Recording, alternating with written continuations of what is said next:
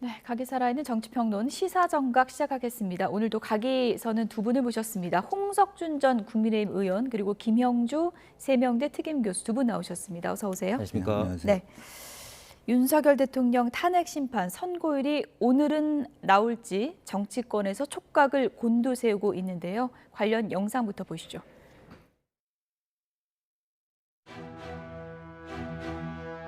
윤석열 대통령 탄핵 심판 변론이 종결되고 3주가 흘렀지만 헌법재판관들의 고심은 이어지고 있습니다. 헌법 수호에 막중한 책무가 있는 권한대행인 최상목 부총리가 앞장서서 헌정 질서를 유린하는 모순적 상황이 연일 벌어지고 있습니다. 참을 만큼 참았고 기다릴 만큼 기다렸습니다. 내일까지 마흔역 재판관을 임명하십시오. 민주당의 뜻대로 되고 있지 않는 것은 맞는 것 같습니다. 압박하는 이유는 국민들 모두 잘 아시라고 생각합니다. 피청구인 윤석열의 조속한 파면을 청원합니다. 더불어민주당 조국혁신당 위원 일동들입니다. 민주당의 헌법재판소에 대한 겁박이 도를 넘어도 한참 넘었다고 아니할 수 없습니다. 이제는 사법의 영역까지 기일 지정까지 마음대로 하겠다는 오만한 독재적 발상에 기인한 발언입니다. 질서 유지만을 목적으로 군병력을 동원을 했는데 본청 건물 안에 군병력이 왜 들어갔습니까?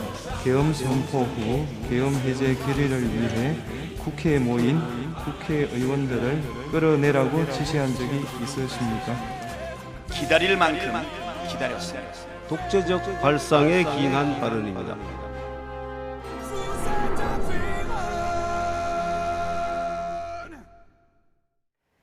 네, 선거 날짜 빨리 발표해라.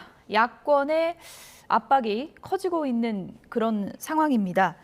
정치권에서도 그렇고 지금 모든 언론에서도 그렇고 오늘은 나올까 지금 기다리고 있는 건데 오늘 오후까지 만약에 안 나오면 이번 주는 사실상 물 건너가는 건가요? 그렇다고 봐요. 그동안의 관행에 의하면 예. 사실은 보통 이제 그 나오는 시간대도 오전에 그렇게 공고가 됐다고 하니까 이미 이제 오늘 기존의 방식대로 하면 오늘 끝난 것이죠. 이제 오후에 나올 가능성이 없고 오전에 주로 나왔다면 그렇다면 다음 주에 26일쯤 공고가 돼서 28일 한 주간 수년될 가능성이 많고 또 일부에서는 또 그게 4월 초까지 넘어간다 뭐 이런 얘기가 있으니까 아마 이것을 국민들이 그야말로 크게 긴장하고 대결하고 있는 관점에서는 많은 국민들이 빨리 결론이 나오기를 기다리고 있는데 이번 주도 이렇게 넘어간다는 것은 과거에 비해서는 과거에는 이미 다 첫 번째, 두 번째 대통령 탄핵과 관련해서 2주 안에 다 결론이 났었거든요.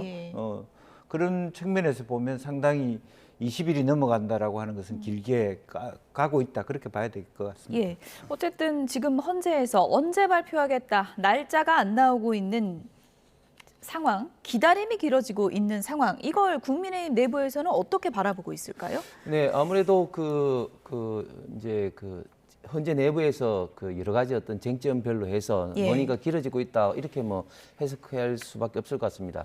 민주당은 처음에는 이제 25일 변론이 종결되고 난 다음에 이게 너무 분명하고 확실하기 때문에 뭐 2주 갈 것도 없다. 뭐 3월 7일 뭐 늦어도 3월 14일 그렇게 8대0 인용된다고 탄핵 인용된다고 주장을 했었는데 뭐 최근에 와서는 좀 많이 좀 이야기가 달라지고 있는 것 같습니다. 그런데 어쨌든 지금 이렇게 늦어지고 있는 것은 뭐 합의가 안 되기 때문에 늦어지고 있는 거라밖에 해석될 수밖에 없고 그 합의가 안 되는 것이 지금 현재 나오는 사항들은 각각의 어떤 쟁점별로 해서 그 쟁점별로 어떤 합의 내지는 또 법리 적용에 있어서 여러 가지 좀 격론이 좀 벌어지고 있다. 심지어 크게 보면은 어떤 절차적 이슈, 실체적 이슈가 있는데 이 절차적 이슈에 대해서도 예를 들면 지금 현재 그 헌법재판소 주석서가 굉장히 좀 중요한 바이블 같은 역할을 지금까지 해 왔었는데 이 주석서에 따르면 탄핵 소추 동일성을 해치는 범위 내에서의 어떤 추가 사유라든지 내지는 또 철회 내지는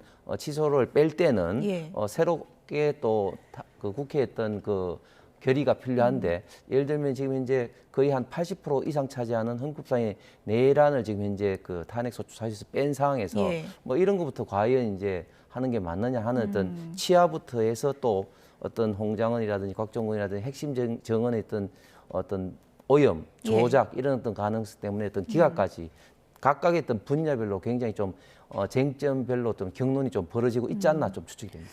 조금 전에 헌법재판소 앞으로 간 박범계 의원 모습도 보여드렸고 민주당이 오늘 지도부가 현장 최고위를 광화문에 가서 열었다 그래요? 그렇습니다. 그거 자체가 의미하는 건 어떤 겁니까? 아무래도 조금 더 그 헌재가 예. 많은 국민들의 바람에 맞게 조속한 시간 내에 이 대통령 탄핵과 관련된 결론을 내달라라고 하는 목소리인 것 예. 같고요. 그다음에 뭐 아시다시피 이제 최상목 권한대행이 여전히 이제 만약 헌법재판관에 대해서 헌재의 어떤 결정 사항에도 불구하고 예. 계속적으로 버티고 있지 않습니까? 이제 그런 부분에 대해서 조금 더 시민들과 함께 광장에 나와서 부당성을 역설하고 조속한 시간 내에 어떤 만약 헌법재판관이 이제 재판관으로 예. 가야 된다라는 그런 주장을 하고 있고 만약 그것이 여의치 않을 경우에 이제 예. 저녁 때 의총이라든지 이것을 통해서 과연 이제 최상목 권한대행까지도 탄핵 수순에 들어갈 것이냐라고 하는 것은 상당히 이제 민주당으로서는 이 거의 마지막 선택지라고 할 수 있겠죠. 그동안에 아무래도 29번 가까이 되는 여러 가지 줄 탄핵에 대한 비판, 국민들의 시선이 따가운 상태에서 한 번 더 한다라고 하는 것들이 굉장히 민주당은 부담스러울 수밖에 없습니다만은 뭐 그런 카드까지 꺼낸다라고 하는 것은 민주당으로서는 결단의 시기가 왔다 그렇게 보는 것 같습니다. 이재명 대표가 뭐 신변 위협 때문에 최근에 행보를 상당히 자제해 왔는데 오늘 네. 광화문 항복판에 나왔거든요. 네, 네. 그만큼 본인이 직접 메시지를 내는 게 지금은 중요하다 이렇게 판단했다는 네, 거죠. 뭐 예. 초기에는 조금 그 직접적인 발언을 자제했고 예. 또 뭐 여러 가지 어떤 뭐 여러 가지 그 테러 위협 같은 예. 것들이 있었고 또 본인뿐만 아니라 그 재판소에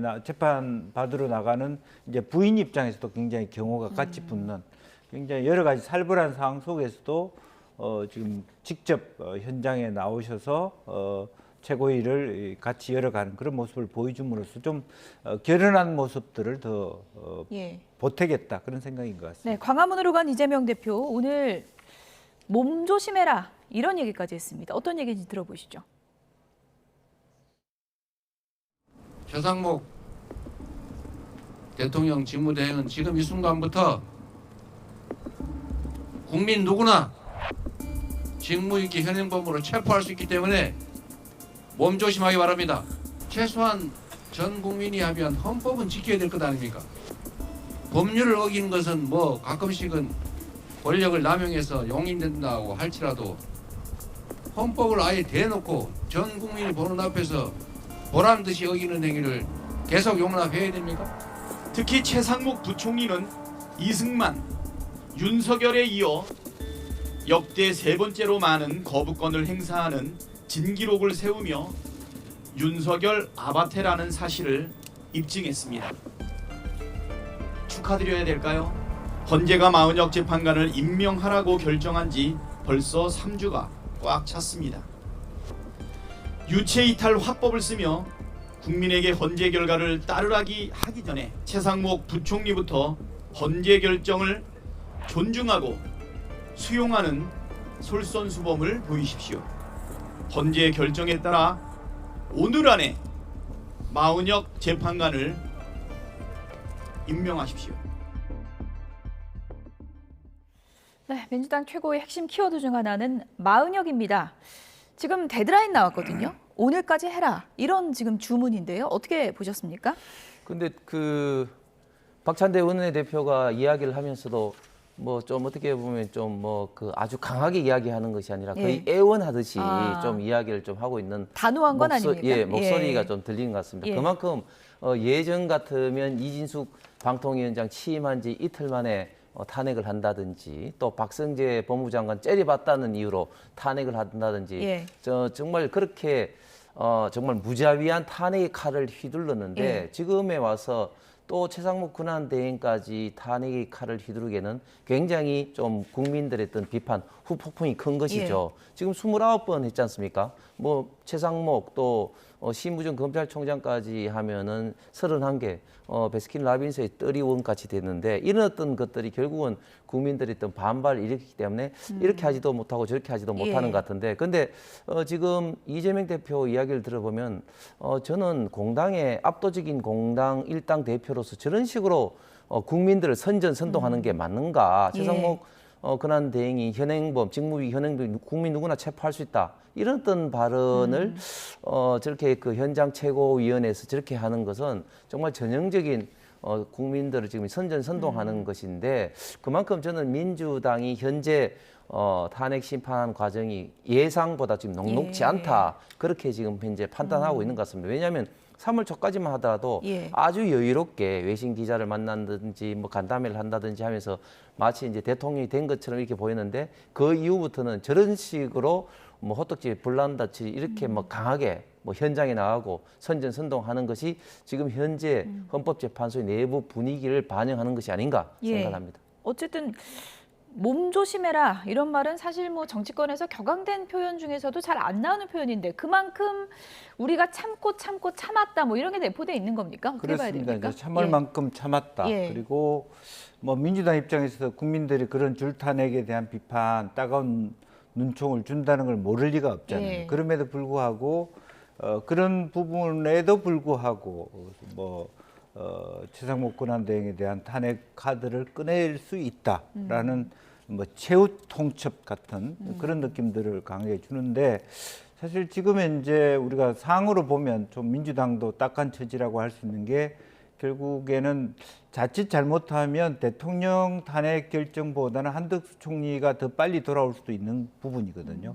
제가 봤을 때는 이제 같이 하거나 아니면 더 대통령 탄핵 결정이 길어진다면 한덕수 총리가 빨리 돌아올 수 있는 부분이 있다라면 따로 한다면 한덕수 총리부터 먼저 나올 가능성이 있다. 그럴 가능도 배제할 수 없기 때문에 그렇다면 최상목 권한대행이 한 1, 2주 사이를 앞두고 본인이 그동안에 버텨왔던 것을 지금 저와 같은 민주당의 압박에 의해서 마은혁 재판관을 본인이 도장 찍어줄 리가 없습니다. 이제 그런 면에서 사실은 민주당도 참 이도저도 하기 어려운 상당히 난처한 입장에 처해 있다.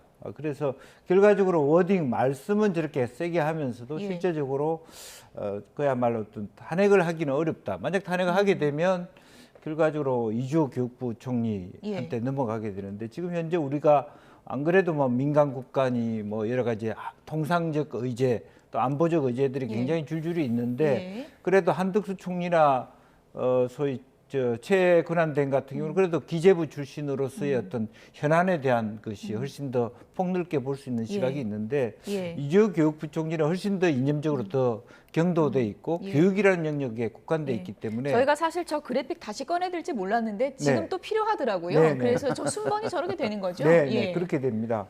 사실은 그리고 지금 이제 뭐 유상임 장관도 지금 조태열 장관도 지금 미국을 계속 드나들어야 되는 입장이거든요. 이제 그런 측면에서 지금 매우 책임지는 민주당의 태도와 모습을 보여야 되는 게 과연 어떤 것인가라고 하는 거고 설령 마은혁 재판관이 다시 헌법재판소로 돌아간다 하더라도 다시 갱신 절차를 밟아서 대통령 말하자면 탄핵 과정에 들어간다면 또 몇 주가 또 수년되는 것이고 그렇다면 실익이 어디에 있는가 굉장히 이도저도 하기 어려운 부분이 있다. 저는 그렇게 보입니다. 셈법이 복잡할 거다. 근데 보통 데드라인이라는 표현을 쓸 때는 데드라인 넘기면 우리가 뭔가 하겠다라는 결의가 있을 때 데드라인이라는 표현 쓰잖아요. 근데 오늘까지 그렇게 데드라인을 설정한 거는 탄핵에 들어가겠다는 결심이 선 거 아니겠습니까? 어떻게 보세요? 글쎄 저는 뭐 공갈포라고 생각합니다. 공갈포라고 생각하세요? 왜냐하면 벌써 박찬대 원내대표가 저렇게 뭐 데드라인으로 뭐 해라 한 게 지금 한두 번이 아니죠. 공갈포고 정말 지금 이제 최상목 권한대행을 저는 탄핵을 하면 아마 국민들의 분노가 폭발할 겁니다. 그렇기 때문에 민주당도 쉽게 못하고 있기 때문에 계속해서 어떤 공갈포를 할 수밖에 없는 상황이고 조금 전에 말씀하신 설사 최상목 권한대행을 탄핵한다 할지라도 그러면 민주당이 얻을 수 있는 게 뭐가 있죠? 아무것도 없습니다. 2조 교육부 장관이 만약 권한대행이 돼서 아이고 저는 그러면 마흔역 후보자를 임명하겠습니까? 이렇게 나오겠습니까? 그리 할 리가 없는 상황인 겁니다. 김영규 의원님 말씀하신 것처럼 지금 헌법재판소의 재판 순서, 결정 순서가 굉장히 많은 비판을 받고 있는데 국가가 이렇게 혼란한 상황에서 정말 중요한 것이 물론 윤석열 대통령이 탄핵일 수는 있겠습니다만 그러나 그보다 더 중요할 수가 있는 게 이런 어떤 혼란 상황을 수습하고 그리고 대외적인 어떤 그런 어떤 교섭력을 갖고 있는 것은 아무래도 한덕수 권한대행이 오랫동안 어떤 주미대사라든지 그런 어떤 경험을 봐서는 당연히 한덕수 권한대행 결정을 빨리 해서 좀 지금 이 상황을 좀 최소화할 수 있는 그런 노력이 필요한데 저는 헌법재판소가 불과 뭐 하루도 한덕수 권한대행에 대해서는 변론을 하지 않았거든요. 정말 간단한 사항이란 건데 한덕수 권한대행 결정까지도 이렇게 늦추고 있는 이유를 모르겠다. 그래서 국가를 생각한다면 저는 하루빨리 한덕수 권한대행이 결정부터 빨리 헌법재판소에서 내려야 된다고 생각합니다. 그거라도 먼저 좀 해결하고 가자. 그렇습니다. 이렇게 국민의힘에서는 주장을 하고 있는 거죠. 이 국가를 위해서는 당연히 그래야 된다고 생각합니다. 예. 어쨌든 지금 민주당 이제 내부 분위기를 들여다보면 뭐 이런저런 지금 보도들이 이어지고 있는데 이틀 전에 뭐 신촌역 근처 한정식 집에서 지도부가 뭐 있었는데 아니 왜 이렇게 늦어지냐 뭐 이런 얘기들이 오갔다고 전해지고 있어요. 지금 민주당 시나리오와는 좀 다르게 가고 있는 것만은 분명하다 이렇게 봐야 됩니까? 그렇게 봐야 되겠죠. 이제 뭐 어떤 결론이 나오기보다는 답답함의 발로였다라고 보고 여러 가지 어떤 정보를 취합해서 과연 실제 헌재 안에서 어떤 논의가 이루고 있는가라고 하는 것을 좀 혹시 정보가 있다라면 들어보고 싶고 취합해 보겠다. 그런 걸 통해서 향후 스텝을 좀 밟아보자라는 것인데 마땅한 결론이 나올 수 없습니다. 아시다시피 뭐 언론이든 뭐든 유튜브든 거의 뭐 하나의 쓸이라고 하는 아무런 근거 없는 뭐 8대0이든 뭐 4대4든 뭐 기각이든 인용이든 이렇게 얘기해버리고 있기 때문에 쉽지 않은 결론이 될 것 같고 그만큼 답답하다는 말씀이고 심지어는 사실은 인용과 기각의 문제였다라면 다행인데 실제로 몇 분이 각하를 가지고까지 버틴다면 이것은 조금 더 길어질 수밖에 없지 않겠냐. 왜냐하면 각하라고 하는 것은 그동안에 11번 재판 전체의 정당성이 통째로 날아가 버리고 잘못하면 헌재 전체가 흔들리는 그런 부분이 될 수 있기 때문에 왜냐하면 전문 증거에 대한 어떤 정당성이라든지 그동안에 문형식 재판관이 해왔던 부분들 자체가 배척되는 상황이기 때문에 상당히 쉽지 않은 부분이 될 수도 있겠다라는 생각이고요. 이제 그런 의미에서 결과적으로는 마음이라도 뭐 현실적으로 어려운 대안은 아니라 하더라도 만약 재판관이라도 좀 빨리 임명할 수 있도록 한 번 더 푸시해 보자 이런 정도의 논의를 할 수밖에는 없었지 않았겠나 그렇게 보여집니다. 여야 지도부도 지금 뭐 흐름을 모르는 거 보니까 보안은 정말 철저하게 잘 지켜지고 있는 게 아닌가 그런 생각도 들고 지금 정치권에서 이런저런 전망이 나오고 있는데 국민의힘의 장동혁 의원은 기자회견을 열고 이런 얘기를 했습니다. 어떤 얘기를 했는지 들어보시죠. 더불어민주당과 문영배 대행의 헌재가 아무리 꼼수를 부려도 탄핵은 이미 물 건너갔습니다. 이제 남은 것은 탄핵 기각이냐 각하냐의 결정만 남은 상황입니다. 헌재 결정은 이재명 대표가 주문처럼 외우는 그 주문대로 되는 것이 아니라 법과 원칙에 따라서 각하되거나 기각될 것입니다. 네, 길어지는 기다림의 시간. 국민의힘에서는 이런 기대감이 좀 높아지고 있는 것 같은데요. 내부에서 저런 얘기하는 분들이 좀 있습니까? 아무래도 지금 현재 이렇게 길어지는 것은 결국 이제 합의가 안 됐다는 것이고 초기에 마치 뭐 8대0 탄핵 인용이 기정사실화되는 그런 것처럼 분위기가 한때는 있었습니다만 결국은 내부적인 어떤 그런 경론이 지금 벌어지고 있다는 어떤 그런 것들은 뭐 누구나 다 지금 이제 이해하고 있는 바라고 생각합니다. 그런데 지금 이재명 대표는 헌법재판소에 관련된 어떤 그런 정보를 제가 볼 때는 가장 많이 알고 있는 분이다. 그래서 어떻게 보면 이재명 대표는 헌법재판소에 어떻게 보면 지표 식물이다 이런 어떤 이야기까지도 있습니다. 왜냐하면 아니 정계선 그 재판관 그 남편과 그 김희수 소추위원장 역할을 하고 있는 변호사와 뭐 몇 명 안 되는 변호사와 같이 근무를 하고 있죠. 이미선 또 재판관의 어떤 남편도 지금 현재 탄핵 찬성하는 그런 데 있기 때문에 그런 관련돼. 또 문영배 또 뭐 재판관과 또 이재명 또 대표가 특수한 관계 아니겠습니까? 그런데 일단 이재명 대표도 사실은 애초에는 사실은 그런 어떤 여러 가지 어떤 정황에서 뭐 자신이 있었고 뭐 여유 있는 그런 표정을 했는데 지금 와서는 그렇지 않았기 때문에 지금 여러 가지 어떤 뭐 본인도 답답한 마음에 뭐 이렇게 표현을 하고 있는 것 같은데 어쨌든 지금 현재 전반적으로 헌법재판소가 예상외로 늦어지고 있는 것은 이제 분명하고 그 늦어진 가장 중요한 이유는 제가 좀 전에 말씀드린 것처럼 어떤 각하 기각에 대한 어떤 논쟁이 예상보다 굉장히 치열하다 이렇게밖에 해석할 수밖에 없을 것 같습니다. 다른 사람도 아니고 민주당의 김용민 의원이 이런 얘기를 했습니다. 시간은 윤석열 대통령의 편이다. 이건 무슨 의미인가요? 아무래도 이제 뭐 사실은 이 사안은 제가 보더라도 12월 3일 날 뭐 전 세계가 지켜본 거라서 어떤 재판이라고 하는 형식적 절차를 거치지 않더라도 100%뭐 법원 행정처장조차도 그런 말씀을 하신 것 같은데 대통령의 어떤 그 비상계엄 자체가 불법적인 것 같다, 헌법을 위반한 것 같다라고 하고 심플하게 보면 사실은 이미 결정나 있는 파면이 결정나 있는 그런 상태라고 볼 수도 있는데 그런 논의에서 대통령이 구속에서 석방되고 또 실제적으로 많은 사람들이 어떻든 박근혜 전 대통령 때도 그렇게 했던 관행 자체를 불법이다. 헌법재판소법을 위반한 것이다. 소위 전문 증거에 대해서 받아올 수 없다라고 하는 대통령 측의 의견을 보수 재판관들이 몇몇 사람들이 끝까지 주장한다면 최소한 그 사람이 3명이면 사실은 이것은 이 뭐 인용이냐 기각이냐의 선을 넘어서 각하의 측면으로 갈 가능성이 많아지고 그렇게 되면 사실은 그걸 조율해 가는 과정이 간단하지 않다라고 하는 거고 갈수록 더 초기에 아주 명쾌하게 이거는 뭐 누가 보더라도 뭐 국민이 보나 뭐 대법관이 보나 이거는 불법적 행위고 인용이다라고 본 관점이 하나하나 8대 0이 6대 2가 되고 혹은 각하까지 갈 수 있는 그런 부분이 있다. 판단이 어려진다는 것이 시간이 가고 또 국민들 사이에서도 그런 군인들이 국회에 들어온 것 자체도 서서히 기억에 잊혀지면서 여러 가지 어떤 결과가 나올지도 모른다. 왜냐하면 또 윤 대통령 측에서 아주 광화문에서 강하게 말하면 탄핵의 어떤 절차적 정당성을 공격해 왔기 때문에 그런 여론도 상당하단 말이죠.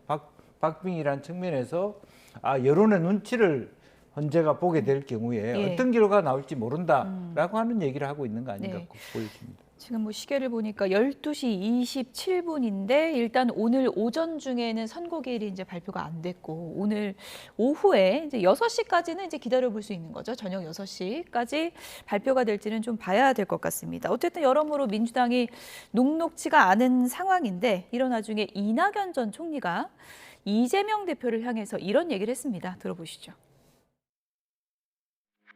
이재명 대표가 본인이 받고 있는 형사재판에 대해서도 승복하겠다는 메시지를 내야 된다 이런 말씀이시잖아요. 그럼요. 왜냐하면 본인은 무죄라고 그렇게 주장하시니까 무죄라면 빨리 무죄 확정을 받는 게 더 좋지 않겠습니까? 그게 더 홀가분하죠. 그리고 이 정치 일정이나 국민들의 생각에도 좀 불확실성을 제거한다는 의미에서 빨리 해달라고 요구하면 더 본인 인기가 올라갈 거예요.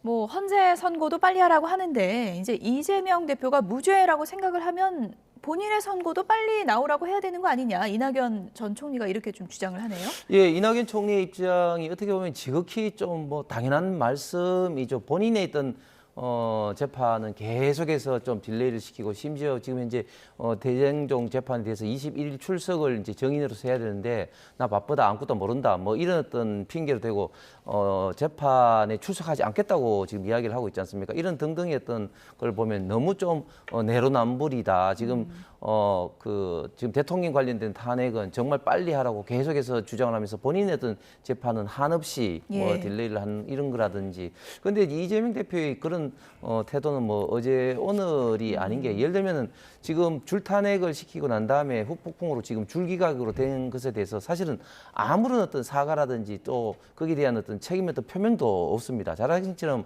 한 개 부처의 어떤 뭐 장관이라든지 이런 사람들이 탄핵으로 되고 난 다음에 주요 의사 결정이라든지 정책 집행이 안 되기 때문에 부처의 기능이 사실상 마비가 되고 국가 기능의 일부가 마비가 되면 그 피해는 고스란히 국민과 기업들에게 갈 수밖에 없는 상황에 대해서, 이런 상황에 대해서도 사실은 이런 방구 사과 한마디도 없이 그냥 어물쩍 지금 넘어가고 있단 말이죠. 저는 책임 정치 입장에서 우리나라의 어떤 정치 발전을 위해서도 이런 어떤 공당의 대표로서 이러한 어떤 태도는 저는 결코 바람직하지 못하고 국민들로부터 민주당과 이재명 대표에 대한 어떤 비판을 받을 수밖에 없는 행동이라고 보여집니다.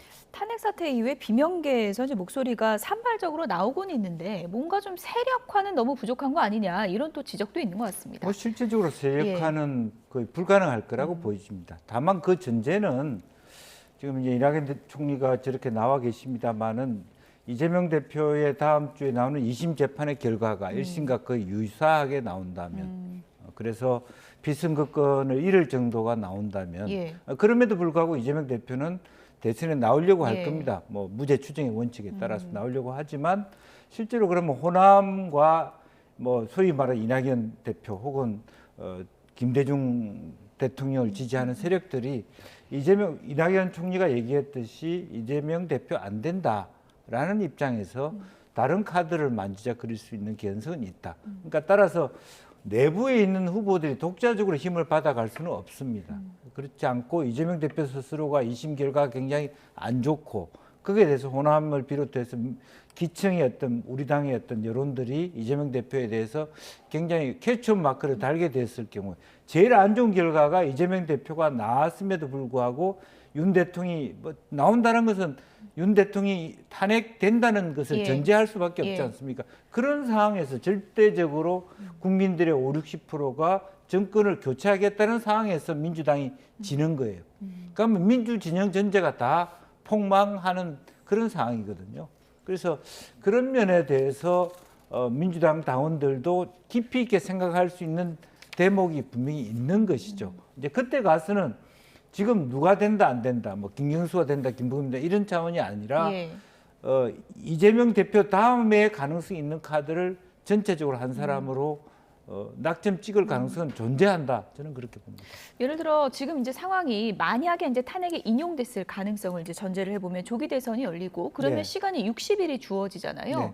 이재명 대표 1강 체제가 워낙에 막강하기 때문에 그것을 넘을 수 있는 후보가 마련될 수 있는가, 그 시간 안에, 이런 의문을 품는 분들도 많거든요. 저는 뭐 예를 들면 미국의 바이든도 안 됐을 때 바이든이 지명하는 사람이 될 수밖에 없는, 갑자기 10%가 40%가 되는 건 시간 문제고, 과거에 노무현 대통령도 그 광주에서 큰 지지를 받기 전까지는 3~4%에 불과한 아주 군소 후보에 불과했습니다. 이제 그런 면에서 충분히 누구 한 사람으로 집중됐을 경우, 다만 이재명 대표도 대표 스스로가 나오는 경우나 혹은 대표가 대리하는 누군가 다른 사람을 낼 경우가 있겠습니다만은 그 전제는 뭐냐 하면 우리 당의 기본적인 어떤 기반이라고 할 수 있는 호남과 수도권에서 이재명 대표에 대해서 브레이크를 걸 수 있다면 그거는 시간 문제라고 보여집니다. 네. 뭐 여권에서도 잠룡들의 움직임이 이제 계속되고 있는데요. 한동훈 전 대표, 유승민 전 의원이 대구를 찾았습니다. 아무래도 여러 정황상 TK 지역을 가는 것이 좀 껄끄러울 수 있는 두 사람인데 TK를 간 것은 어떤 배경으로 보세요? 예, 두 분 다 TK 가는 게 사실 껄끄러운 면이 있지만 또 그렇다고 해서 그 우파 보수 어떤 대권 어떤 그 후보를 지향하시는 분들이 또 TK를 또 버릴 수는 없는 거 아니겠습니까? 그렇기 때문에 TK를 찾은 것 같고, 또 공교롭게 두 분이 이제 같은 시기에 또 같이 이제 대학교는 다르지만 한동훈 대표는 이제 경북대학교, 그리고 유승민 대표는 이제 영남대학교 가서 대학생들과 어떤 만남을 가졌는데, 그런데 두 분 다 특히 한동훈 대표 같은 경우는 경북대학교에 갔을 때 굉장히 탄핵 반대하는 어떤 분들의 어떤 항의를 굉장히 격렬하게 받아서 굉장히 어떻게 보면 좀 아수라장이 됐다고 합니다. 그럼에도 불구하고 뭐 한동훈 대표는 어떤 본인의 좀 이야기를 좀 다 했습니다만, 어쨌든 유승민 대표가 지금 이제 오랜 시간이 지났지만 박근혜 대통령 어떤 탄핵이 아직 아직까지도 좀 트라우마가 남아있는 우파 보수였던 진영에서는 좀 배신자라는 이런 어떤 프레임이 아직까지 굉장히 강하게 남아있는데 한동훈 대표도 어제 했던 그런 어떤 사태, 즉 많은 사람들이 항의를 하고 하는 이런 것들이 앞으로도 계속해서 좀 지속될 수밖에 없다. 왜냐하면은 어떻게 보면 좀 한동훈 대표는 유승민 의원과 박근혜 대통령보다도 더 윤석열 대통령과 한동훈 대표의 관계는 어떻게 보면 정치적인 이전에 인간적으로 뭐 지금까지 했던 한동훈 대표를 어떻게 보면 좀 뭐 그 후원해주고 키워온 어떤 그런 어떤 사람인데 윤석열 대통령이 거기에 대해서 배신을 했다. 이런 어떤 프레임은 앞으로도 굉장히 좀 강하게 좀 남아 있을 수밖에 좀 없을 것 같은 그런 어떤 형국이라서 이런 것을 어떻게 한동훈 대표가 돌파를 하느냐 이런 어떤 문제는 참 어려운 숙제인 것 같습니다. 네. 아무래도 이제 뭐 한동훈 전 대표 대구 갔을 때 뭐 배신자다 뭐 이런 뭐 소리를 지르는 분들도 있었다 그러거든요. 네. 만약에 조기 대선이 치러져서 나온다면 이런 프레임을 극복하는 게 이제 한동훈 전 대표의 과제 중에 하나잖아요. 네. 이게 극복할 수 있을 거라고 저는 보십니까? 그런 의미에서 전공법을 택했다고 생각합니다. 한동훈 대표가 대구 가면서 저런 얘기를 안 들을 거라고 생각하지 않았을 거라고 보이지고 뭐 그럼에도 불구하고 경북대학교에서 나름대로 어떤 뭐 이야기를 꺼내는 것은 초기에 어떤 그런 본거지에서 이와 같은 많은 비판에도 불구하고 그런 특강을 해내는 과정 그리고 실제로 탄핵이 되어야만 조기 대선이 가능하다. 그랬을 때는 실제적으로 국민들이 보는 윤석열 대통령에 대한 문제보다는 누가 이재명을 이길 수 있는가에 대한 문제로 들어갔을 때 김종인 비대위원장이 얘기한 것처럼 한동훈 대표의 가치는 올라갈 수밖에 없다. 그때는 시각이 달라질 수 있다. 뭐 그런 생각을 갖게 됩니다. 예. 제2의 유승민이 될 것이다. 한동훈 전 대표를 또 비판하는 분들은 그런 얘기를 또 많이 했었잖아요. 네.